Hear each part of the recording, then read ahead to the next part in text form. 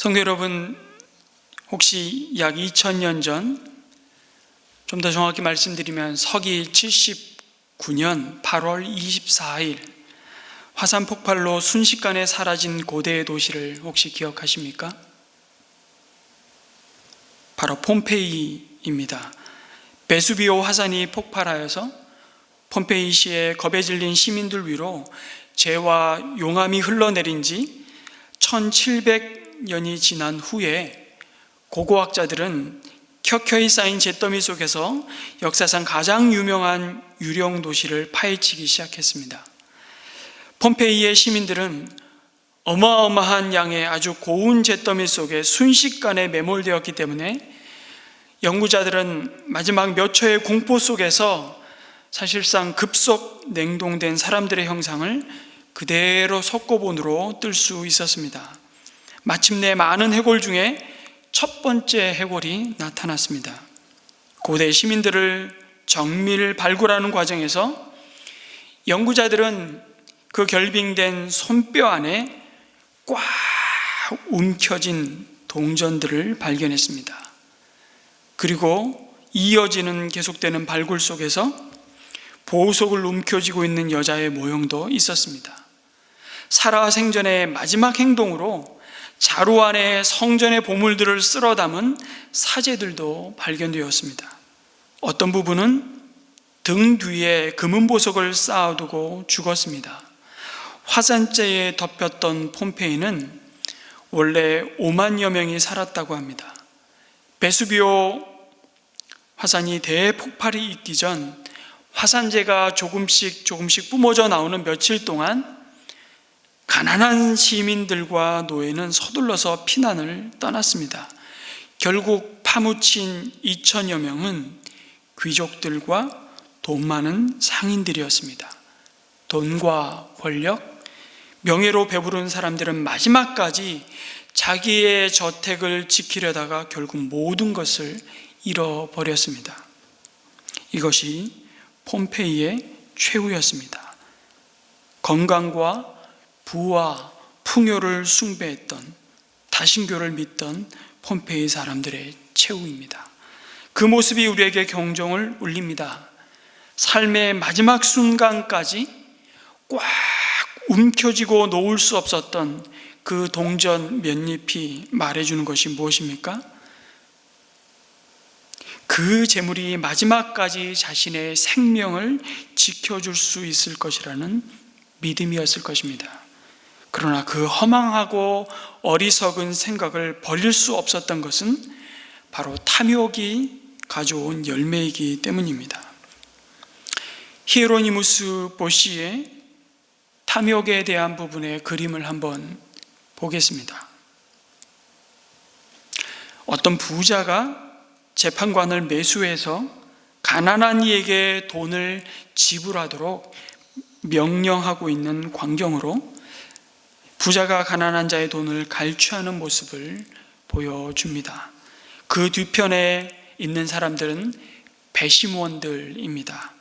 이들은 이 탐욕의 광경을 무관심 속에서 묵인하고 있는 모습을 그린 장면입니다.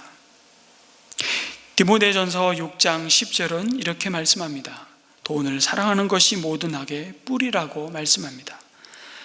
돈을 사랑하는 마음이 곧 탐심입니다. 그래서 에베소서 5장 5절은 그 탐욕의 사람은 하나님을 제물로 대체하고 그 제물을 의지하고 섬기는 우상 숭배자라고 말씀합니다. 물론 우리는 돈, 제물 없이는 살 수 없습니다. 돈은 필요한 것입니다. 그래서 제물을 바라는 것은 죄가 아닙니다. 여러분, 한 통계에 의하면 성인의 경우에 하루에 약 60%에서 70%를 돈과 관련된 생각으로 보낸다고 합니다. 여기에는 그리스도인도 예외일 수 없습니다. 아니, 오히려 그리스도인에게 있어서 돈은 자신의 경건과 밀접한 관계가 있습니다. 그래서 돈이 무엇인지에 대한 성경의 지혜를 갖는 것은 너무나도 중요한 일입니다. 돈을 어떻게 벌고 어떻게 쓸 것인지를 말씀의 거울에 비추어서 자신을 끊임없이 돌아보는 것은 죽음에 이르는 탐욕의 죄로부터 자신의 삶을 지키는 귀한 믿음의 태도입니다. 왜냐하면 돈이 돈이지, 돈은 돈일 뿐이야 라고 넘어가기에는 돈은 이미 너무 무서운 힘을 가지고 우리의 삶을 지배하고 있기 때문입니다. 인류의 역사만큼이나 오랜 세월 동안 본래 돈이 가진 고유하고도 적절한 역할과 위치를 넘어서서 하나님의 형상을 따라 지음받은 사람에게 하나님 노릇을 해왔기 때문입니다. 마찬가지로 부자이건 가난한 자이건 오늘을 살아가는 우리 모두는 이 돈 생각에서 벗어나지 못하는 중병에 걸려 있습니다. 전도서 5장 10절 이하의 말씀을 한번 보겠습니다. 돈 좋아하는 사람은 돈이 아무리 많아도 만족하지 못하고 부를 좋아하는 사람은 아무리 많이 벌어도 만족하지 못하니 돈을 많이 버는 것도 헛되다. 적게 먹든지 많이 먹든지 막리를 하는 사람은 잠을 달게 자지만 배가 부른 부자는 잠을 편히 못 잔다. 이어지는 말씀에서 나는 세상에서 한 가지 비참한 일을 보았다.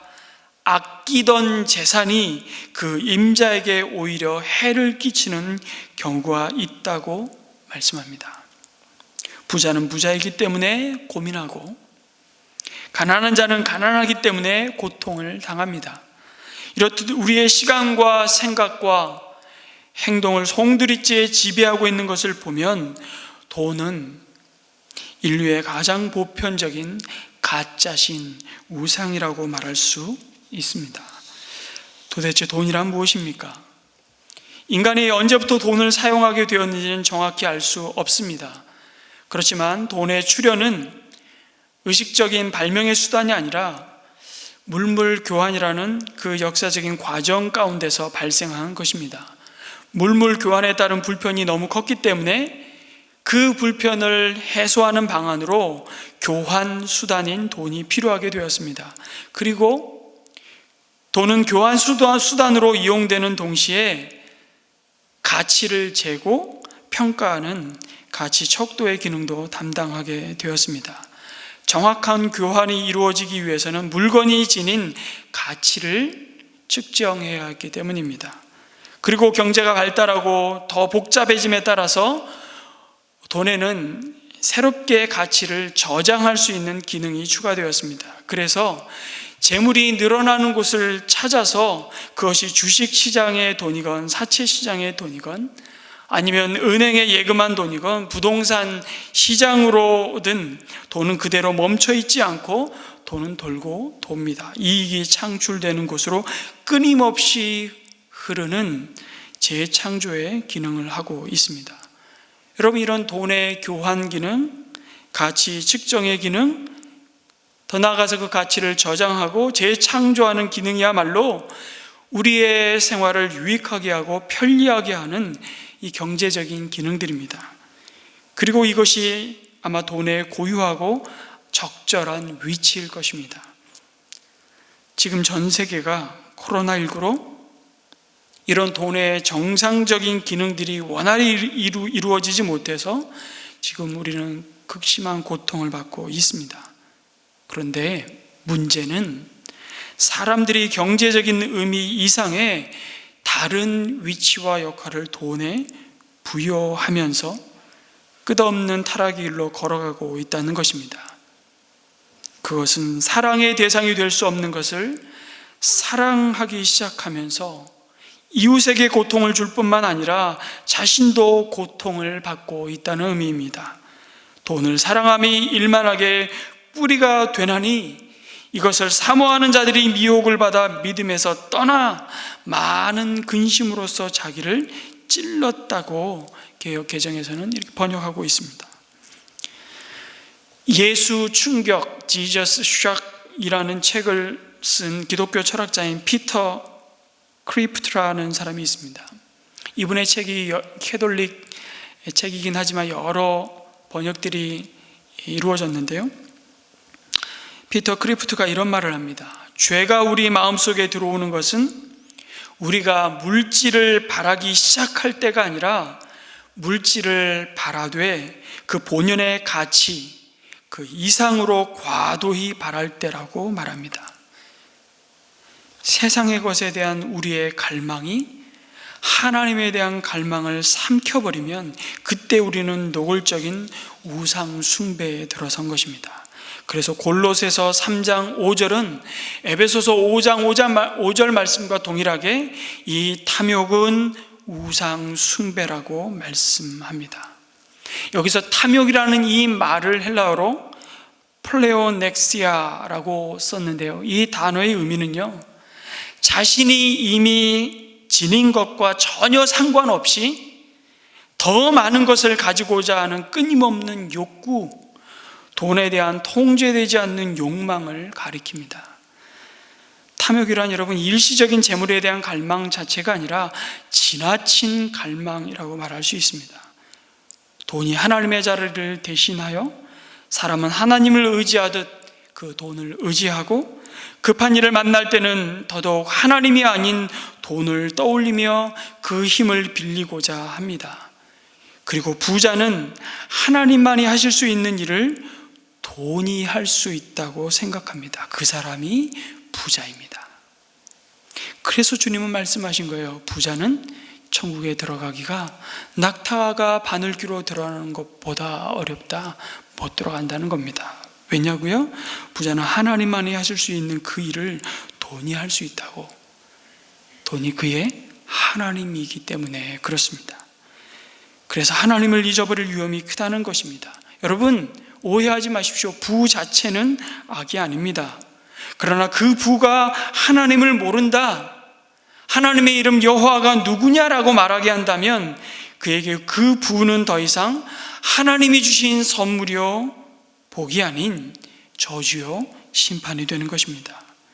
돈을 사랑하게 되면, 다시 말해 돈의 힘을 알고 그래서 돈을 신으로 섬기게 되면 인간은 돈의 위력을 빌리러 스스로 그 앞에 무릎을 꿇고 자신의 운명을 맡기게 됩니다.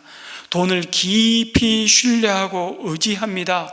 스스로 돈의 노예가 되어 돈으로부터의 자유를 포기하고 그 대신 돈이 주는 거짓된 평안과 안전을 누리려고 합니다. 이 어리석음에 대해서 잠언 23장 4절에서 5절 말씀은 우리에게 이렇게 말씀합니다.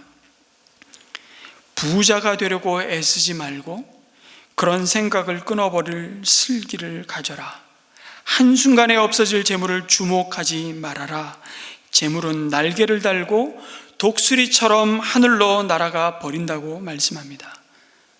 그러나 사탄은 계속해서 현대를 사는 우리를 가장 효과적으로 공격하기 위해 재물이라는 무기를 선택했습니다. 사람들로 하여금 편안을 평안으로 혼동하게 만듭니다. 많은 소유가 안식과 행복을 가져다 준다고 소리칩니다. 그러나 우리의 행복의 척도와 그 원천은 소유의 많고 적음이 아니라 하나님과의 관계입니다. 부자일지라도 하나님에 대한 필요를 느끼지 못한다면 불행한 자이고요, 가난할지라도 하나님 안에서 안식과 평안을 누릴 수 있다면 복된 자입니다. 탐욕의 이런 우상 숭배적인 모습을 예수님은 우리가 읽었던 누가복음 12장의 어리석은 부자의 비유로 보여주십니다. 그런데 이 비유를 말씀하시는 상황은, 배경은 이렇습니다. 한 사람이 예수님을 찾아와 부모로부터 물려받은 상속의 문제를 해결해 달라고 요청합니다. 자기 형이 유산을 다 가져갔으니 자신이 억울하다는 말입니다.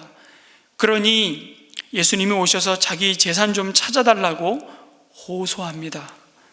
유산을 나누도록 자기 형에게 얘기해 달라는 것입니다.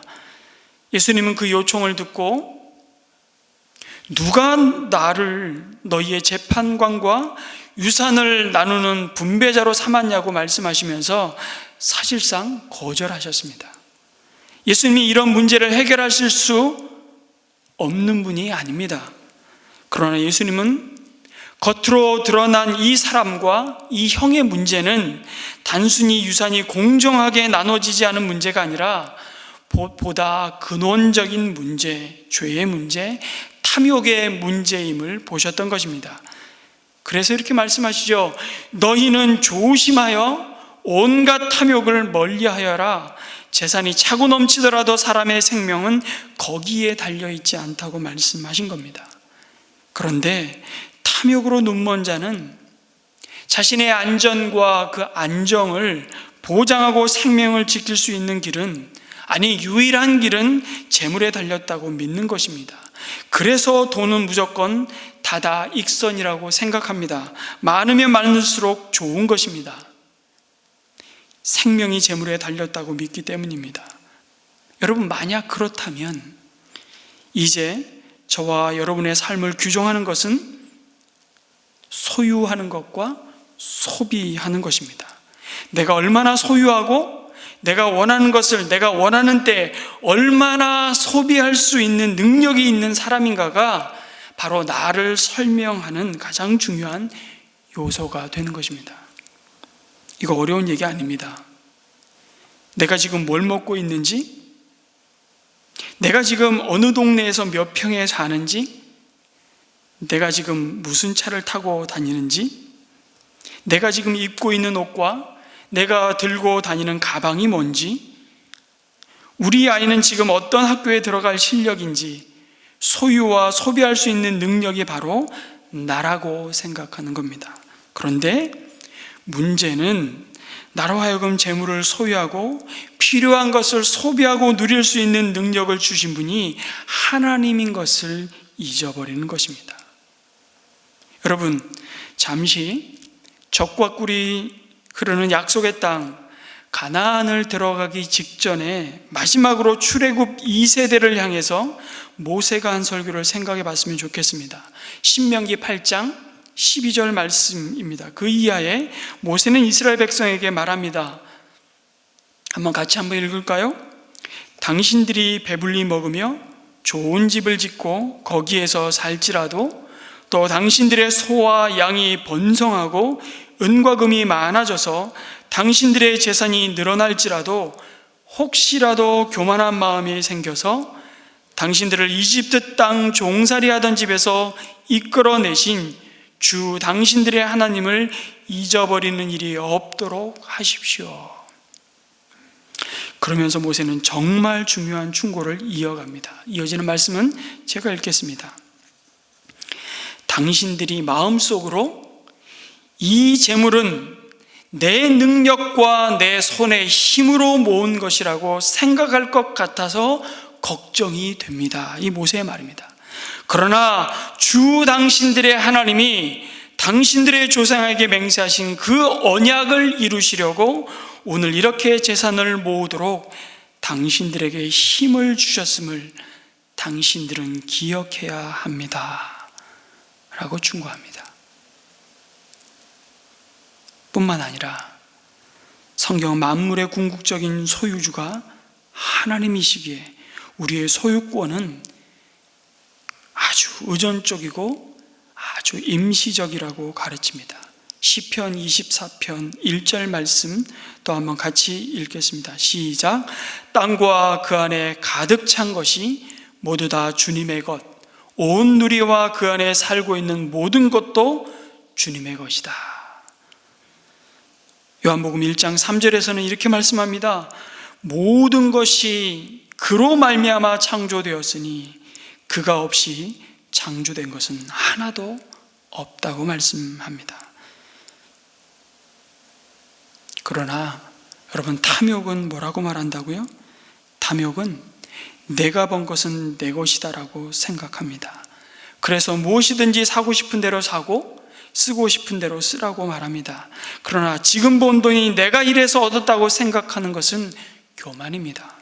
내 손으로 내 머리로 생각하고 공부하고 일했지만 내게 손과 발과 머리를 주신 분은 하나님이심을 기억하라고, 잊지 말라고 말씀하십니다. 탐욕에 참 여러 가지 특징들이 있습니다. 예수님도 이 진리를 어리석은 부자의 비유로 가르치셨던 것을 보게 됩니다. 농사를 잘 짓는 부자는 가을에 풍성한 수확을 거두었습니다. 현재 갖고 있는 곡간으로는 이 소출을 다 채우기에 부족하리라 생각했습니다. 그래서 곡간을 자기가 갖고 있는 곡간을 허물고 증축을 했습니다. 그리고 자신의 영혼에게 그의 뿌듯함과 만족을 얘기합니다. 내 영혼아, 여러 해 동안 쓸 많은 물건을 쌓아두었으니 너는 이제 마음 놓고 먹고 마시고 즐겨라. 그러나 예수님은 이 부자를 어리석다고 말씀하셨습니다.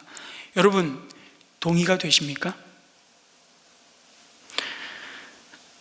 예수님이 그렇다고 하시니까 그런 줄로 생각하지 마시고 잘 따져보세요. 이 사람이 이 시대의 사업가라고 생각해 보시면 이 사람은 굉장히 성견지명이 있는 사람입니다. 미래를 잘 대비하는 능력 있는 사람입니다. 이 사람은 다른 사람보다 그 생산량을 늘리기 위해서 더 많은 땀을 흘렸을 겁니다. 성실이라면 그 누구도 따라갈 수 없었는지도 모릅니다. 그뿐이겠습니까? 일하는 데만 미쳐서 쉴 줄을 모르는 사람도 아니었습니다. 땀 흘려 노력한 결실을 거두고 그것을 즐길 줄도 아는 사람이었습니다. 게다가 자기 영혼의 건강에 대해서도 관심을 갖고 있는 사람입니다. 내 영혼아 이러지 않습니까? 말하자면 워라밸적인 삶을 사는 아주 매력적인 사람입니다.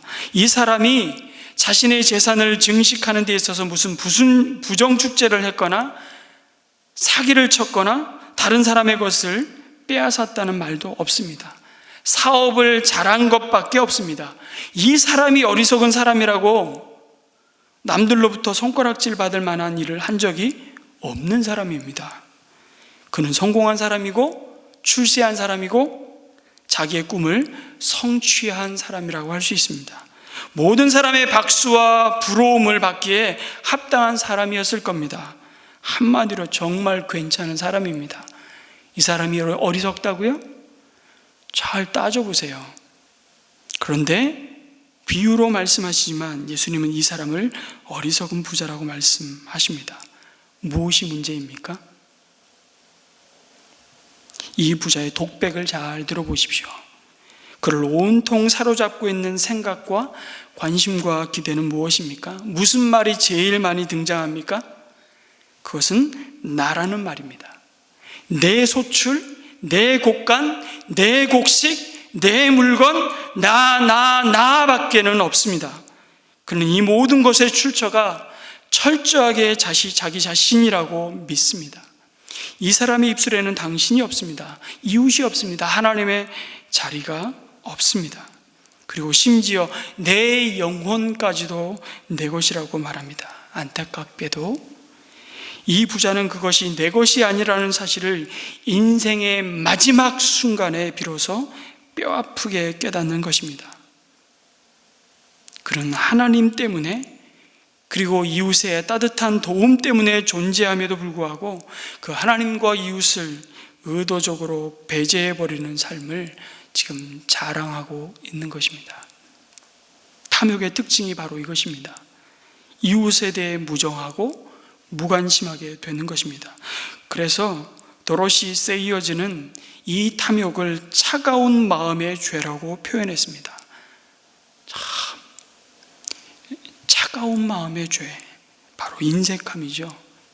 그리고 여러분, 다가올 미래가 내가 쌓아둔 재물에 달렸다고 믿는 것은 결국 불안함과 염려가 가져온 탐욕의 모습입니다.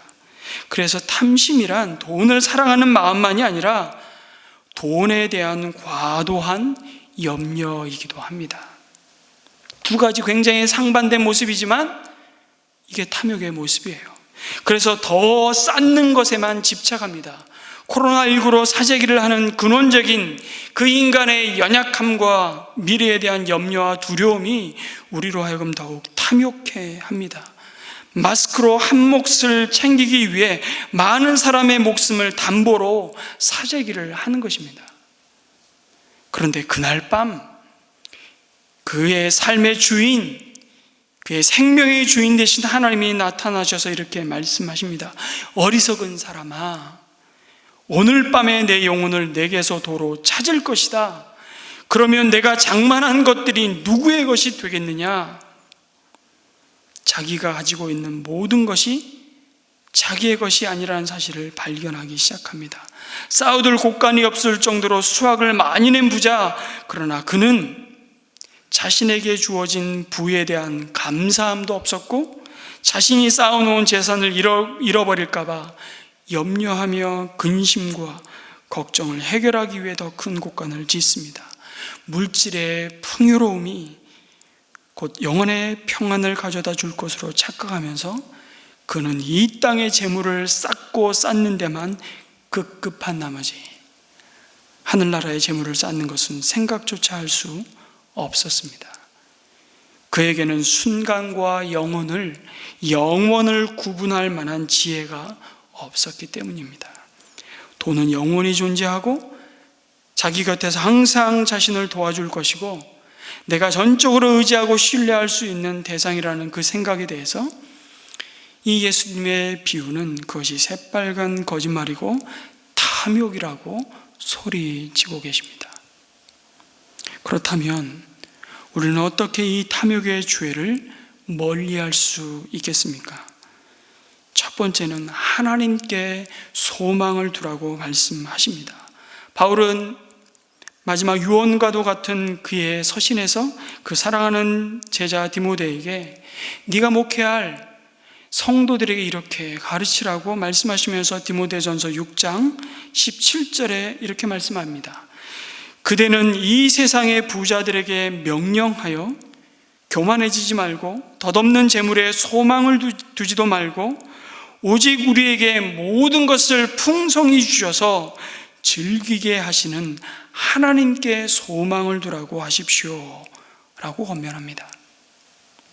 재물로 안전과 안정을 보장받을 수 있다는 마음은 오히려 더 많은 재물에 대한 끝없는 목마름을 일으키는 탐욕만을 낳습니다. 해답은 하나입니다. 오직 우리의 영원한 보호자가 되시며 공급자가 되신 하나님으로 채워지는 것입니다.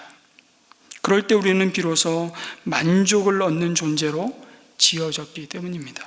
그분께 돌아가는 길만이 탐욕을 다스리는 유일한 방법입니다. 여러분, 입은 한 가지 맛을 느끼면 다른 한 가지는 사라집니다. 마찬가지로 어떤 대상을 향한 마음의 갈망을 없애는 것은 사실 불가능합니다. 옛 갈망, 탐욕의 마음을 무장 해제하는 유일한 방법은 새로운 갈망이 우리의 마음에 들어와 채워질 때 과거의 것을 쫓아내는 것입니다.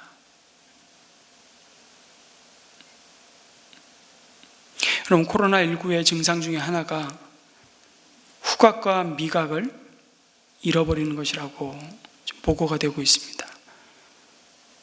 코로나19의 이 원인이 무엇입니까? 탐욕이라고 생각한다면 참 아이러니하게도 미각을 잃어버려서 우리는 먹어도 배부름이 없고 만족이 없다면 그것이 우리에게 참 고통이 아닐 수 없다는 생각을 해보게 됩니다. 필요한 모든 것의 원천이 되시는 하나님께 소망을 둘 때 우리는 어떤 상황 속에서도 흔들리지 않는 참 만족, 참 안전과 기쁨이 있음을 경험합니다. 성도 여러분, 하나님이 당신을 돌보시며 안전하게 지켜주심이 이미 십자가로 입증되었습니다. 부요하신 분이로되 우리를 참으로 부요하게 하시려고 친히 가난해지신 예수님을 내 마음의 보좌에 모셔드리는 것만이 이 탐욕의 우상을 밀어내는 유일한 길이라고 말씀하십니다. 두 번째는 이 탐욕을 이기는 좀 더 구체적인 방법을 오랜 기독교 역사 속에 많은 경건한 사람들은 우리에게 그것은 자족하는 삶이라고 가르쳐 주셨습니다. 소유와 소비에 대한 절제하는 단순한 삶을 사는 것이라고 가르쳐 주십니다. 디모데전서 6장 6절이 그것은 이미 우리에게 말씀합니다. 자족할 줄 아는 사람에게는 경고는 큰 이득을 줍니다. 우리는 아무것도 세상에 가지고 오지 않았으므로 아무것도 가지고 떠나갈 수 없습니다. 우리는 먹을 것과 입을 것이 있으면 그것으로 만족해야 할 것입니다. 여러분, 왜 자족이 경건에 큰 유익이 됩니까? 자족할 줄 모르는 사람은 그 마음에 이미 하나님이 주신 것에 대한 감사와 만족을 잃어버렸기 때문입니다. 더 나아가 그는 하나님을 기뻐하며 하나님으로 만족할 수 없는 자이기 때문입니다. 그는 하나님이 베푸신 선물에 심취해서 정작 그 선물을 주신 하나님을 잊어버리는 자입니다. 여러분은 여러분의 삶, 여러분의 수입에, 여러분의 직업에, 여러분의 보금자리에, 여러분이 먹고 입는 것에 만족하십니까? 여러분, 우리가 소유한 것을 가지고 만족을 누리려고 한다면 우리는 이 땅에서 절대 만족할 수 없습니다.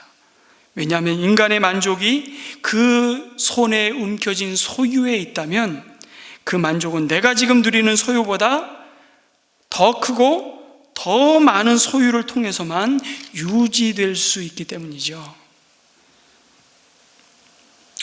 제가 늘 말씀드리지만 자동차 타보시면 알잖아요. 내 생애 첫 차를 인수받았던 그날을 기억하십니까? 좋아라. 이 차를 갈고 닦고 조이고 별짓을 다 합니다. 그런데 그게 얼마 가나요? 한 달 가면 많이 가는 겁니다. 그런데 그게 1년, 2년 간다면 좀 문제가 있는 겁니다. 무슨 얘기입니까? 우리는 절대 거기에 만족하지 않는다는 겁니다. 더군다나 우리는 우리의 삶의 형편이나 수준이 거꾸로 가는 것은 더 용납을 못합니다. 자존심이 상합니다. 여러분, 그랜저에서 모닝에서 자전거로, 자전거에서 뚜벅이로, 30평에서 20평으로, 20평에서 단칸방으로 여러분 상상하고 싶지 않은 겁니다. 그런데 문제는 삶의 형편이 거꾸로 뜨림을 당하는 것이 아닙니다. 문제는 그것이 하나님을 향한 우리의 경건에 마치 바로미터라고 여기는 거짓된 믿음이 문제입니다. 우리는 그렇게 경건을 배웠습니다. 믿음이 좋다는 것은 하나님의 은혜를 받아서 사업이 성공하고 자녀가 좋은 대학 들어가고 남들보다 더 값지고 좋은 물건을 여유 있게 살 수 있는 이 자유를 누리는 것이라고 생각합니다. 남보다 빠른 승진을 하면서 승승장구해서 보란듯이 하나님의 영광을 드러내는 것이라고 생각합니다. 남들보다 이왕이면 더 높은 지위와 부요함이 더 크게 하나님의 은혜를 받는 것이라고 말합니다.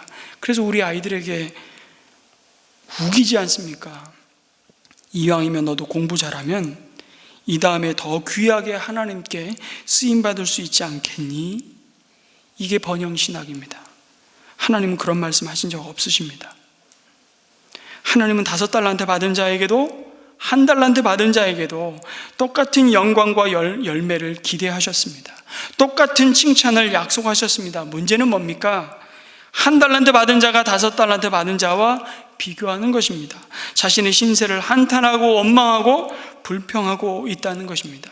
그래서 죽음에 이르는 죄를 우리가 계속해서 지금 보고 있습니다. 교만으로부터 출발해서 시기와 질투, 분노, 이 모든 것이 사실은 다 연결되어 있습니다. 왜 나에게는 1달란트밖에 주시지 않았냐고, 그 주인을 향해 당신은 인색한 자라고 말하는 것입니다. 무슨 말입니까? 당신은 불공평하다고, 분노하고 원망하고 오히려 그 1달란트 받은 것조차 땅에 묻는 나태와 게으름에 빠지고 맙니다. 이것이 바로 자족을 잃어버린 불경건의 모습입니다. 아니, 왜 나는 하필이면 이런 집안에서 태어난 거야? 왜 나는 이렇게 지지리도 못난 거야? 왜 나는 흙수저야? 아니, 왜 무수저야? 그래서 우리는 만약 나에게 이런 것만 주어진다면, 나에게 이것만 있다면 내가 주의 일을 해보겠다고 말합니다. 하나님이 나에게 이런 재능을 주신다면, 하나님이 나에게 이런 기회와 재물을 주신다면, 내 손에 뭔가를 좀 쥐어주신다면 내가 주의 일을 할 텐데, 천만의 말씀입니다. 우리가 어느 형편에 거하든지 자족함을 배운다면 비로소 우리는 자유할 수 있습니다. 그리스도인은 세상에 가져온 것도 없고 세상에서 가져갈 것도 없다는 것을 알고 있기에 자족해야 하는 존재들입니다. 자족하는 마음을 가지고 있기에 물질에 매이지 않기 때문에 자유합니다. 사도 바울이 공술의 공수거를 얘기하는 것은 인생의 허무함을 노래하는 것이 아닙니다. 그것은 우리를 진정 자유케 하는 참된 경건의 뿌리와 근거가 바로 자족에 있다는 사실을 밝히고, 이것이 탐욕을 이기는 믿음의 비밀이라고 우리에게 말씀해 주십니다. 제가 이 말씀을 묵상하고 있는 주중에 제 아내가 몰고 다니는 저희 집의 차를 우리 한 동네에 사는 아파트 한 주민이 긁었습니다. 좀 많이 긁었습니다. 그래서 범퍼와 범퍼 위에 부분이 이렇게 쫙 완전히 이렇게 약간 들어가면서 벗겨졌습니다.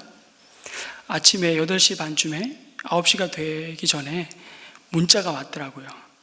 전화를 못 받았는데 문자가 와서 아침에 출근하는 길에 이렇게 사장님 차를 제가 받았습니다.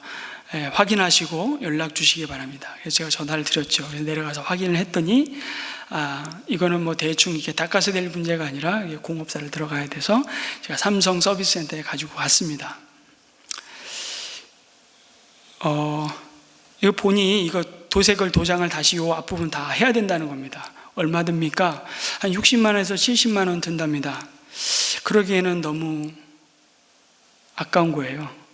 그래서 제가 원형 복원하는 동네에 카센터에 차를 가지고 또 갔습니다. 이거 좀 이렇게 복구하는데 이거 얼마 듭니까? 45만 원 든답니다.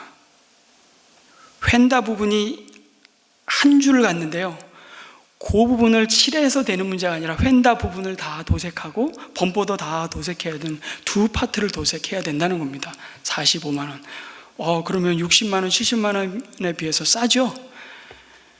근데 이분이 이렇게 말하는 겁니다. 저도 마음속으로 그런 생각했어요. 이거 조금 갈라진 것 같고 이 전체를 도색해? 근데 안 하면 이제 부식이 될 수도 있기 때문에 도색을 그렇게 한답니다. 그런데 한마디를 하시는 거예요. 사장님이 뭐 잘못해서 사장님이 지금 해야 될 문제면 제가 이렇게 얘기 안 하죠. 그러는 거예요. 무슨 얘기입니까? 상대방이 보험을 처리를 하건 상대방 돈이니까 이거 왜 나 하시라고 라고 하는 말이었습니다. 제가 그 순간 바로 결정했습니다. 범퍼만 해주십시오. 25만 원이었습니다. 70만 원 들어갈 돈을 25만 원을 해결하고 제 마음속에, 지금 제 자랑질 하는 겁니다. 제 마음이 뿌듯했습니다. 내 돈이 아니기 때문에, 남의 돈이면 내가 얼마든지 할 수 있다는 생각, 이게 탐욕입니다. 그래서 번들번들거리는 차를 타고 다닌다고 그것이 나입니까? 하나님은 우리에게 검소한 삶, 단순한 삶, 자족하는 삶을 살라고 말씀하시고, 제가 그 피해를 입힌 사장님에게 전화를 했습니다. 휀다는 부칠했고요, 차 연식 10년 된 차입니다. 굳이 범퍼를 갈 필요도 없고 범퍼 도장만 새로 했습니다. 25만 원 입금해 주시더라고요. 바로. 여러분, 우리는 매일매일 선택하며 내가 소비할 수 있는 능력이 나라고 착각하며 우리는 살아가고 있습니다. 그렇지 않습니다. 내 것이니까 내 맘대로요? 아니요. 그는 청지기가 아닙니다. 우리는 내 것이 아닌 주님의 것을 가지고 주의 일을 하는 자들이고, 그래서 마지막으로 탐욕을 이기는 길은 나누는 삶을 사는 것입니다. 탐욕은 남과 나누려 하지 않는 인색함과 오직 자기만을 위해 흥청망청 소비하는 탕진의 두 가지 모습을 가지고 있습니다. 그래서 탐욕에 사로잡힌 자는 이웃에 대한 사랑과 필요를 채우는 일에 있어서는 참 무정합니다.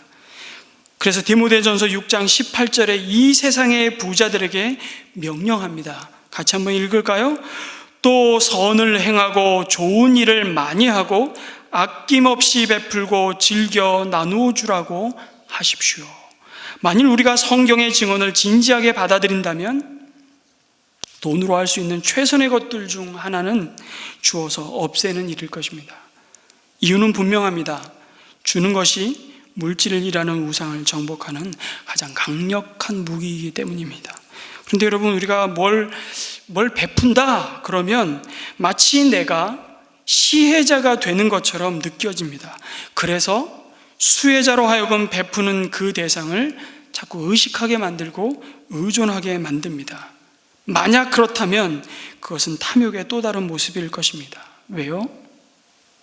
내가 가진 돈으로 누군가를 혹은 어떤 상황을 내가 통제하고 조정한다고 생각할 가능성이 많기 때문입니다. 그래서 우리가 탐욕을 멀리하는 길은 주님이 주신 것을 가지고 나누라고 하시는 그 기회를 잃어버리지 않고 나누는 것입니다. 그럴 때 우리가 잘 생각하셔야 될 것은 그것이 내 피 같은 돈이라고 생각하면 여러분, 우리는 그 나눔을 할 수 없습니다. 그것은 내 것이 아니라 주님의 것을 가지고 주님이 보여주신 필요한 곳에 주님이 보여주신 사람에게 주님의 것을 전달한다고 생각하셔야 합니다. 그래야 우리는 하늘의 상급이 있을 것입니다. 성도 여러분, 나누는 것은 내 실력의 결과가 아니고요, 은혜의 결과입니다. 이 또한 탐욕을 이기는 특효약입니다. 그래서 나누되 되돌려받을 가능성이 없는 사람들을 향해 나누십시오. 주님은 투자하지 말라고 말씀하십니다. 거저 받았으니 거저 주라고 하십니다. 그렇지 않으면 그 나눔조차도 자신의 실력과 힘을 자랑하고 목소리를 내는 일이 될 것이기 때문에 말씀을 맺습니다. 우리의 가진 것을 주고 나눔으로써 비로소 우리는 우리 아버지인 하나님을 진짜로 닮아가게 되는 것입니다. 하나님은 우리에게 필요한 온 세상을 주셨습니다. 그리고 마침내 독생자 예수 그리스도까지 아낌없이 주셨습니다. 자신의 전부를 주신 것입니다. 그래서 우리가 나누는 삶을 살면 살수록 우리는 하나님을 닮아가는 것입니다. 이것이 진정한 부요함이 하나님에게서 온다는 것을 깨달은 자의 삶입니다. 이러한 복된 삶이 이 말씀을 받는 우리 모두에게 날마다 이루어짐으로 탐욕을 이기고 모든 것에 부요케 하시는 하나님께 소망을 두고 만족을 누리시는 저와 여러분 되시기를 주님의 이름으로 축복합니다. 아멘. 우리